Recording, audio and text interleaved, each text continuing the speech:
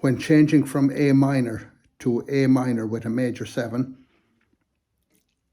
we will take off the first and second fingers, slide back half a fret, dropping the second finger onto the third string first fret and the second finger up onto the fourth string second fret.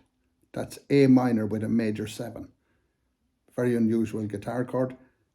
Ideally, we would like to have the thumb lightly touching the top string, but if your hand is smaller, you will have to let it come back a bit and strum the bottom 4 or 5 strings on this side to get this sound. In some songs, that will be followed by an A minor 7, which you could play simply by taking the second finger off or by returning the second finger into your normal A minor 7 position.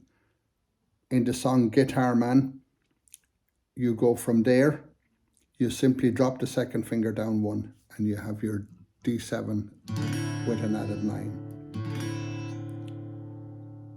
I'll just repeat those 4 chords again. A minor, sliding back, reversing the second and third fingers.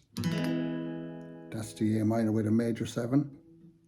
To A minor 7, dropping the single finger to D7 at 9.